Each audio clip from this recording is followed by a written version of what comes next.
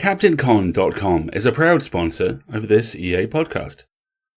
Join them January 30th to February 1st, 2026 in Warwick, Rhode Island for 3 days of non-stop tabletop gaming excitement at CaptainCon.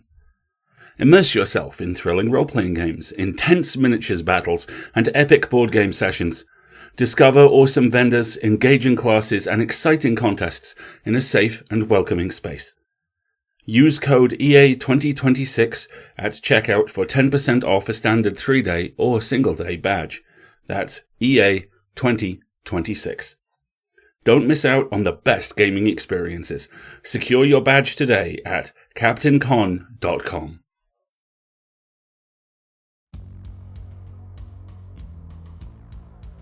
PseudoPod, episode 1001, October 32nd, 2025. This week's stories: A Coven of Cats Under the Light of the Moon by M. Halstead, and The Halloween Parade 2025 by Alistair Stewart. Narrated by Laura Pillman and Alistair Stewart. Hosted by Alistair Stewart, with audio by Chelsea Davis. Hello folks, welcome to PseudoPod, the weekly horror podcast. I'm Alistair, your host, and this, like the world's best-dressed skeleton once sang, is Halloween. As part of our celebrations of these 25 witching hours, we have 2 stories for you. The first of which comes with some hefty content notes, including implied murder, abuse, and animal harm. If you've got a cat, you're going to want to go play with them after this one, or get them something nice for dinner. In fact, ideally, do both. Both these stories are PseudoPod originals, and that first one comes to us from M. Halstead. You found M. Halstead dabbling in fiction writing in an overpriced apartment in central North Carolina. You were looking for a graphic designer, but instead found remnants of various crafty hobbies and interests, a pile of swords, and an unread stack of books. You have uncovered no evidence of M on social media, but did eventually find the website mhalstead.com. You retreated quietly so as not to disturb the artist, allegedly at work. Laura Pillman's short fiction has appeared in Nature, Shimmer, Flash Fiction Online, and a handful of other places. Her lolcat captions have appeared in McSweeney's. She has a tragically neglected blog called Unlikely Explanations, and can be found on Blue Sky at Laura's Bad Ideas, and is, of course, the editor of our own Catscast. She's decided not to mention her 2 cats in her bio, not even the one that helped out with her job by participating actively in all her conference calls. So, that's our author. That's our narrator. The truth is, your cat has plans. Your cat remembers.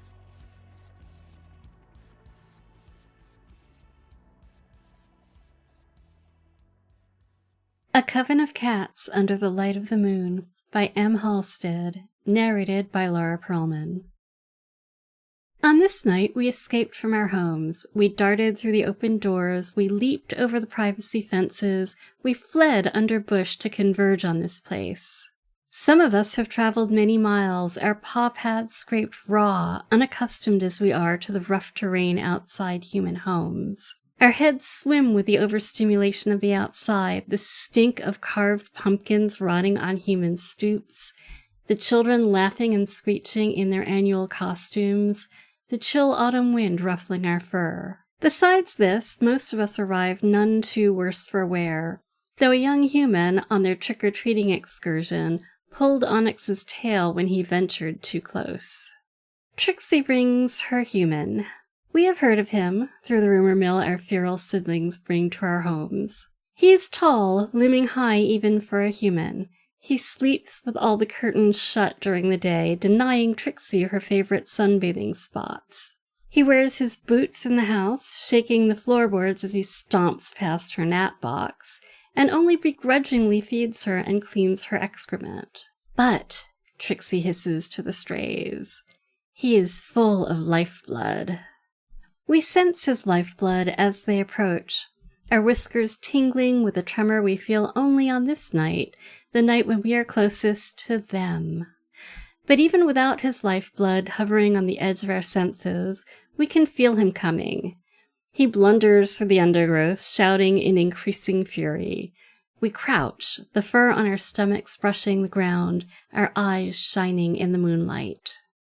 Trixie appears in a whirlwind of dark fur, bounding into the center of our circle, her human's keys glinting in her jaws. As his footsteps approach, she drops her prize and takes up her place in the circle, becoming invisible amongst our identical black pelts. Thus the Coven is gathered and our vengeance initiated. Trixie's human emerges. His artificial light is swinging in one hand, and it must illuminate us, but he takes no notice. He spots his keys, and the moment he bends down to retrieve them is the moment we strike. We spring forward. Licorice, the smallest and fastest among us, leads the charge. She leaps for his wrist, tearing open his veins with her needle-sharp teeth. Our favorite targets are ankles, but his heavy boots impede us. Blackbeard and Knox claw up his pants and shirt, then cling to his head, Knox's claws sinking into his eyeballs. He tries to stand, writhing. He reaches for Blackbeard to throw him off, and the rest of us leap for him.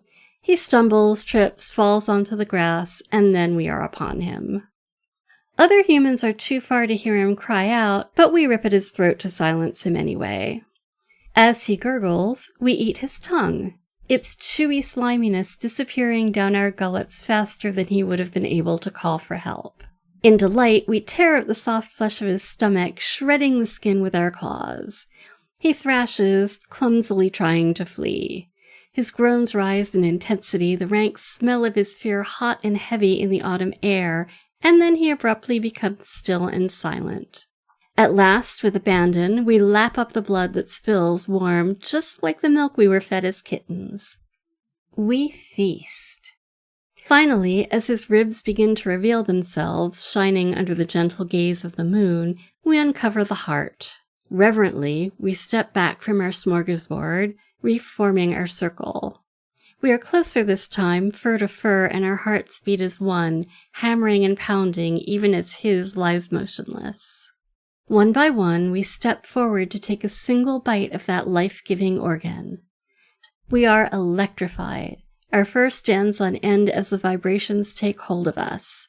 Trixie is the last. She bends down to take the final scrap, licking at the place it once beat, and the night transforms. They are here. Their fur glimmers as we, fat and contented, flop onto our sides. They, our friends and our loves, come to groom us, licking the blood from our fur. They are never quite solid, and our eyes skip over their bodies if we try to look at them directly, but most are as familiar as they were in life. All are welcome, but the ones bearing the marks of violence, the tire tracks and the broken spines and more, shine brightest, for it is they we aided in reaching the next life with the ritual. We take comfort from this visit, and when we, in our own time, move on, we will continue the tradition, caring for those we have left behind. No cat grooms Trixie, who is alone and anxious, bent low in a crouch with her paws exposed.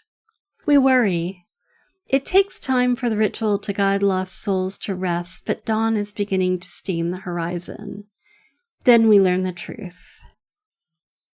We have never seen a human them. This one is small and slight, standing with her shoulders hunched, her chin tucked to her chest. As she turns toward Trixie, we see the reason for her death, ragged, gaping bullet holes across her shoulder blades. She smiles, though, calls, "Trixie!" with familiarity, and scratches her chin in just the right spot. We now understand Trixie's choice for this All Hallows' Eve ritual. Though we must return to our homes, we tarry there, watching Trixie lounge in her love's lap, waiting until the sunlight burns away the last remnants of the spectre before we depart.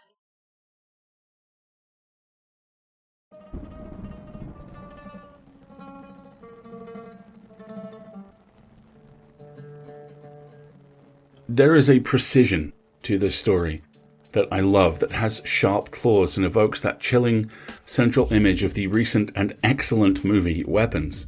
Children running in a straight line out into the night. In this case, the cat's eyes on only something that they can see, zeroing in on it with a predator's intent. We know what's happening when they get there, or we think we do. This is a trap. This is pack hunting. That's unsettling. It's disturbing, but it's not horrific, not yet. It's cute. They're like tigers, but little and fuzzy. And there's a dozen of them. And they're surrounding you. The reveal of their victim is the next step, and it takes us out into a little more light. It also shows us how much the dark has got to us. Oh, she's brought her human, we think, because we're still convinced this is fine. We're still convinced there's nothing to worry about, and even as the first blows hit, there is a sense of comforting absurdity. Yes, being hit on the ankle by your cat really hurts. Marguerite and I both know that, but it's just scratches. It's just little teeth in furry little heads. It's just teeth designed to rip, not chew. Dozens of them, dozens of sets of them everywhere. The violence is here before we acknowledge it. The death takes longer than we wish it did, and suddenly these small, cute forms are slick not with moonlight but with blood. Eyes shining bright over muzzles stained dark. There's a horror. Right? But this is one of those stories that hides its claws. The horror here isn't just the bloody expression of the carnivorous urge, it's the motive unfurling in front of us like a hemoglobin-drenched fractal. They do this in packs because ritual and murder are equally essential. They do this in packs because they have been hurt for so long and so universally that every single one of them has lost someone that matters to them. And the only way to see them again is through blood. That's the first time I started crying. The second is the reveal of the final visitor and how that love transcends the blood that is required to summon it. We're not just our damage, we're not just what's been done to us. And sometimes the price we pay to realize that feels, at least for a while, like no price at all. Stunningly good. Twiglet's getting tuna tonight, just in case. But before he does, we've got one more treat for you, and this one is from me. I am a pop culture journalist, award-winning podcaster and voice actor, TTRPG and video game narrative designer and fiction writer, and that really feels like there should be a better term for it. I write a weekly pop culture newsletter, The Full Lid, which is edited by Marguerite, the love of my life. I'm a multiple Hugo and BFA finalist, one of the only double recipients of the Carl Edward Wagner Award, and have no less than 5 different versions of Cosmos, the green UFO transformer, on my desk. You can find me online at alistairstewart.com and on Blue Sky at, conveniently enough, at alistairstewart.com. Every year, with the parade, I walk you through the horror that has left a mark on me across all media. These are the stories that have stayed with me in a particular way, folded into a metafictional Mardi Gras that walks us from Halloween to November 1st. I've been doing this a very long time now, and it is one of my favourite parts of this job. See if you can guess the parade members, and we'll publish the answers on the Patreon shortly. But first, grab your churros, take a seat, because here comes the parade.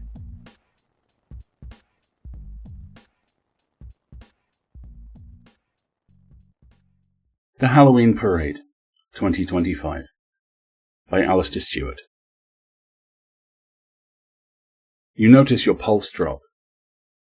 Not the precipitous fall of a sudden trauma response, but the gentle flush of relief, of environmental stress evaporating. Bored National Guardsmen and incompetent passive-aggressive flag placement is behind you. The stench of terror and disappointment and joy-filled bigotry is gone. The tainted doom-scroll dopamine always nearby but no longer in reach. Pressure isn't hanging in the air like an unthrown punch, like a whispered slur. No, not here. This is horror. This is home. Some days that itself might be a problem, but not today. The director walks out into the street with the inevitability of a tectonic plate and the air of a murderer with perfect time management. She has new striped gloves this year, blue, pink, white. They pop against her deep dark suit and the deep dark shadows that pool around her feet. My friends! She spreads her arms, a magnanimous despot welcoming refugees, offering shelter. There is always a price for shelter, for safety, for hope. She looks apologetic, conciliatory. We got close, but we failed the audition for the role of final survivor. But today, here, that price is lessened through being equally born. Today, we all take refuge together. She claps her hands and it echoes like church bells ringing at midnight. A rusty gated aria. The parade begins. The three women who emerge first do so from the sides of the parade, on the ground near you. One is a little older than she thinks and older than she moves. She is terrified and profoundly angry about it, moving like a rabbit in a forest full of foxes. She crouches near you, takes wooden animals out of her pocket, scries them in her hand, nods, swears, stands up, and walks straight into the other two women. They emerged from the other side of the parade, one dragging the other like a kid in a candy store, like a fisherwoman with something on the hook. The weather pools around this one's feet, just like the director, and she is filthy, covered in the earth and shattered rock that she seems to have sprung from. But her eyes are bright, like the sun caught on broken glass. She's calm in a way that is impossible to look away from. Her companion certainly can't. Certainly doesn't want to. Dressed for work in the mountains, neater than her partner but with the same brightness of the eye, they comfort the first, and the three walk on together, leading this year's procession. Behind them, behind you, behind everyone are the sounds of giant, wet, loamy footsteps, of granite lungs shifting, of a forest blinking with the tiniest fraction of its eyes. 3 girls follow them. Girls tried to be a pejorative in your mind, but even as the word sounds between your ears, you hear it for what it really is. A tattered shield to hide behind. A desperate attempt to make these people smaller, make them human-sized. An attempt that has already failed. They walk in power and burn with the need to run in grace, hunger in their wet, red smiles, and they wink at you as they go past. You try to avoid eye contact. You fail. There is a scream of static, a dance of noise. The Brinkman Numbers Station for all your terrifying and anedonal needs. A voice that sounds like grated human booms from every speaker and every phone, and there are so many speakers and so many phones, and the voice is everywhere. And as you realize your nose is bleeding, you see the voice, you see it. The flowers of its frequencies dance in the air like a mirage made of blood, like a heat haze, like a scream for help from someone who does not need it. And as you wonder what they do need, it fades. The next parade float carries a doll. Not uncommon, not for this parade, but this doll is wrong. Off. It doesn't look whittled, it looks sculpted? No, it looks grown, and then the word you do not want in your mind elbows its way to the front and gnawed. This doll has been gnawed into shape, gnawed into life. It can't see you as it stares straight ahead, but you see it even as you try so very hard not to. Following the float with the doll is a sports car, top down, music up, blasting the belligerent cishet masculinity into a world that didn't need to know how much sex its owner thinks he has had, but is going to be told anyway. What makes it barely tolerable is that the owner of this car is clearly not in the driver's seat. The dark-haired young woman who is driving has old-fashioned hair, a red lipstick knife of a smile, and an entirely metallic right arm. She waves at you as she goes past. You wave back. 2 men are walking a stretcher behind the car. On the stretcher is a hat box, impossibly large. Drumming emanates from inside, and the two men, who you see now are twins, react in very different ways. One is doing a convincing impersonation of being calm. Only his white knuckles on the stretcher and the hatred stitching his eyebrows together gives him away. Behind him, his brother is his crumpled mirror image, slumped over, resigned, but somehow still wincing every time the box on the stretcher shifts.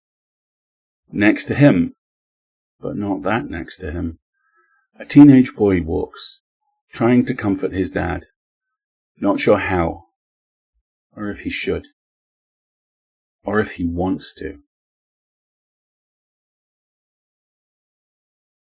Next in the procession are two women.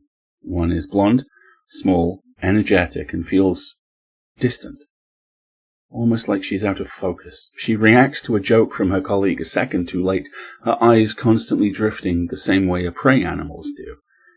You realize she would get on well with the scruffier twin ahead of her. They could compare brave faces. Her fellow traveller is darker-haired, a little more old-fashioned.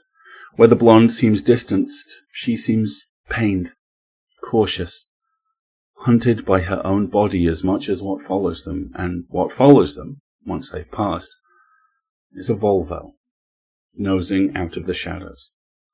The seat is wrong, the driver hunched, his eyes locked on the two women perpetually just ahead of him.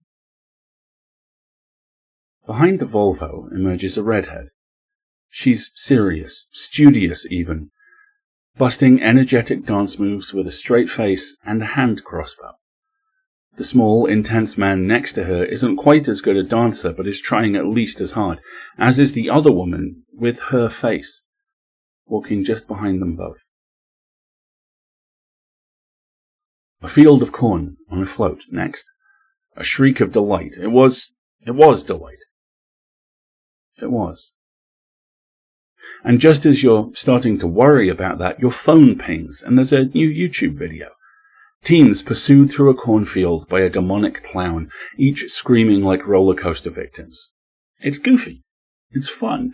The effects are actually pretty good, and you're still laughing when the clowns walk through the parade crowd and form up around the float. Identical masks. Identical sickles. The float and the crowd go silent. The group following is the largest you've seen outside a certain black Chevy Impala. There are two young men, cheerfully northern accents bouncing across each other, and the shades-wearing man who balances 1990s LARP aesthetics next to them with tangible threat. He looks like he actually did study the blade. The women that follow them are well-dressed and cautious, eyes constantly drawn back to the man with shades. They move perfectly in sync. All of them. And as you look closer, you see they are breathing in unison too, little individual motions defining them, but a single, unified purpose. It looks difficult. It looks restful. As they pass, one of the women throws a look your way. It's pity. Then there is a whistle, a thud, and an arrow lumps into the ground ahead of you. It's not close enough for you to be in danger, but it's an arrow. You backpedal on instinct. The long-haired, bearded man who appears bow-knocked waves at you in silent mollification, and he grabs the arrow, yanks it out of the ground with unconscious yet somehow still slightly flamboyant strength, and returns to his family. To the boy with the empty bow and the flushed face, and the full heart and the sad, sad eyes. To the pale woman in someone else's coat and the older man, iodine red and military buzz cut. The woman leans on the boy as his dad, and it must be his dad, silently hands him the arrow back. They stare each other down. He ruffles the kid's hair, and they set off again. Shadows follow them, out past the streetlights. You get a brief hit of the stench of meat and blood and sex and feces. The sensation of flowers growing in a dead country's corpse. Then they're gone. which is when the music hits. 3 women, somehow balancing cup noodles in one hand and shining, radiant weapons in the other, hit strong harmonies in their target's central mass with equal ease and grace. They're glamorous, precise walking weapons who are clearly big into carbs and can stick a dance routine or a demon with their eyes shut. The crowd goes wild, and as you join them, your chest begins to lightly glow. A flash of gold light breaks from their weapons and combines into the form of a man.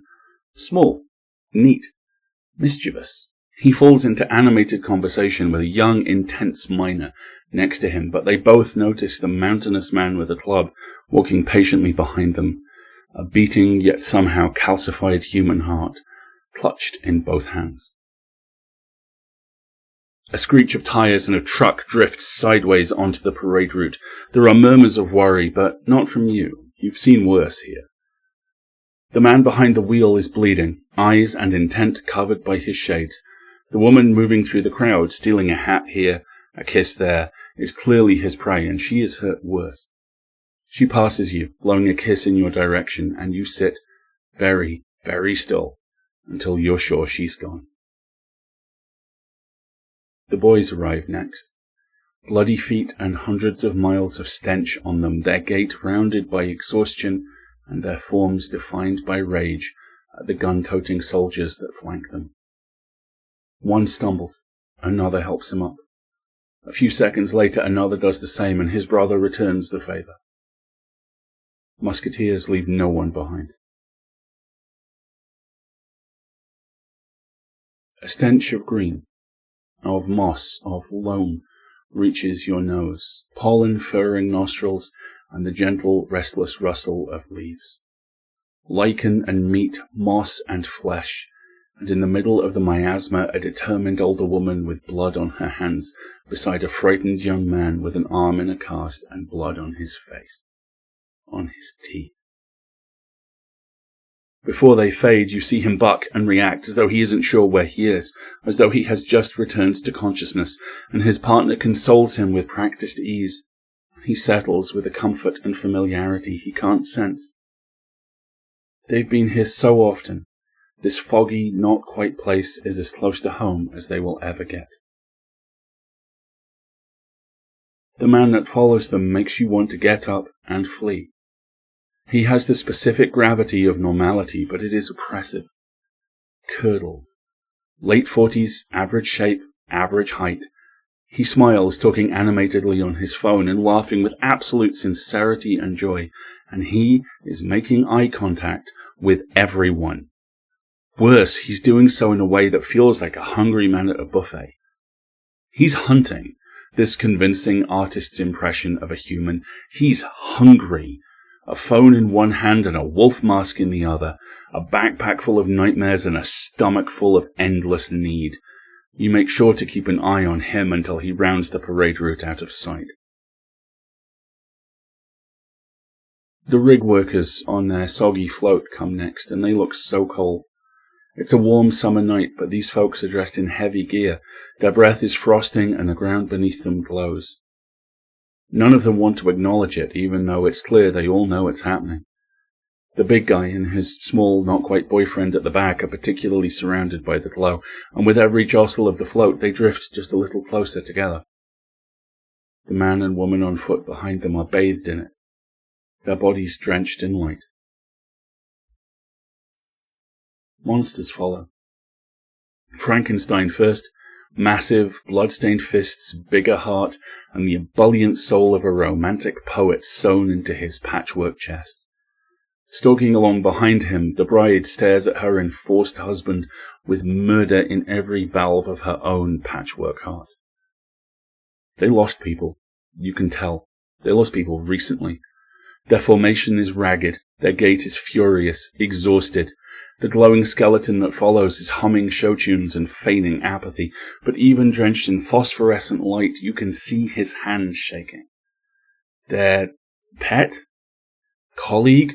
Bounds through the crowd, sniffing everyone, stealing churros and charming children. And his eyes look so sad. And at last, come the dinosaurs. The big, friendly Ankylosaurus moving like a cheerful, relentless truck. The velociraptors and other darker things sticking to the shadows and keeping pace with the group of young adults in the middle of the road. They look unhappy and unsurprised.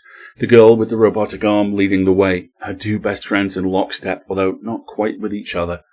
The other two are herding the dinosaurs, keeping them safe, or maybe just staying in the pack. And then the ground shakes. The methodical jackhammer steps of something too big to be part of familiar nature. Something so large that it dwarfs the parade, the entire street passing directly under it. You feel the air displacement as it shoves its way through the universe. You see trees crushed beneath its comprehension-defying shape. Seeing it is like watching the ocean, like seeing a mountain walk. You idly realize the women who opened the parade would want to see this. You wonder if that's why it's here, at the end. And then its eyes open so far above you, and all you see is red as its beak opens with it, and it screams. There is the stench of seawater. Your sternum vibrates, and it moves on, leaving you guessing in its wake. And then the director appears, smiling with the ageless patience of atrocity. She spreads her hands, bows to you all, gestures to the parade, and leads you in a round of applause. There is always a price for shelter, for safety, for hope. A refuge is not a home. None of us can live here, only gain vital respite. Here in the dark. This is a familiar dark. The year stretching ahead of you is not so honest, not so reassuring. You feel the flutter and curdle of adrenaline on the starting blocks, even as she raises a hand and silence again descends. A refuge is not a home, but it is a start and a destination. The joy you felt here is not gifted, but borrowed. You will all return it next year.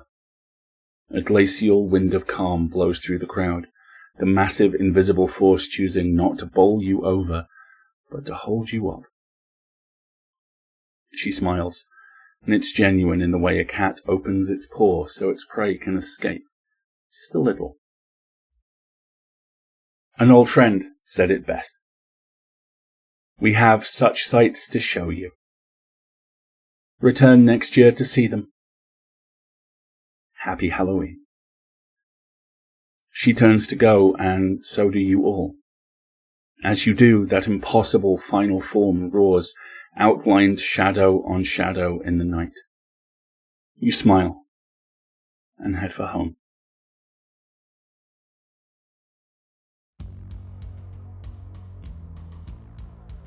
Thank you for that. I hope you enjoy it as much as I do, and that your ratio of tricks to treats is exactly what you want it to be. We just rolled out ads. Don't worry, no mid-roll, but we're doing ads at the top and bottom of each show. We have an ad-free tier on our Patreon that costs $7 a month, and that gives you access to our feeds all the way back to the start too. So if you want to go ad-free, go to our Patreon and sign up. Even if you can't, and we get it, times are hard, we still need donations, we still need you.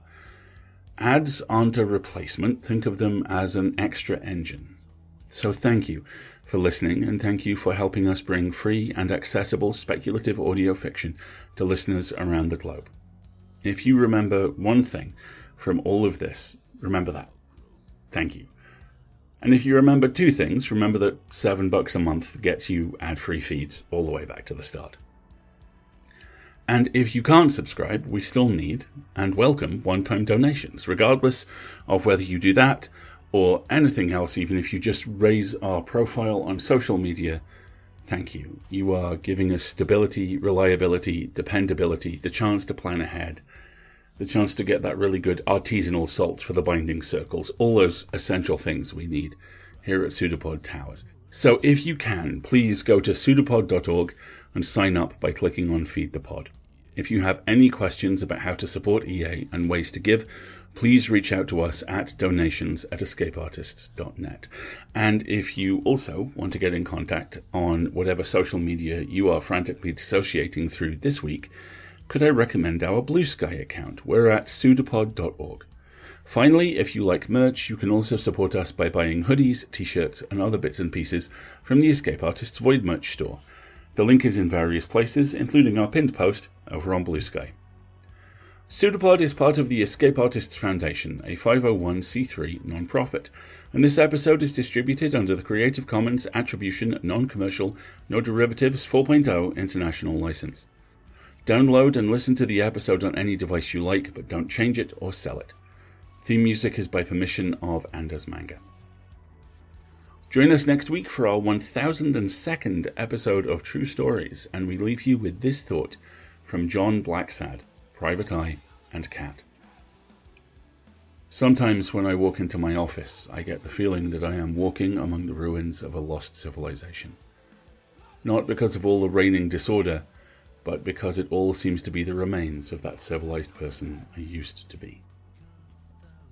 Happy Halloween, everyone. We'll see you next time.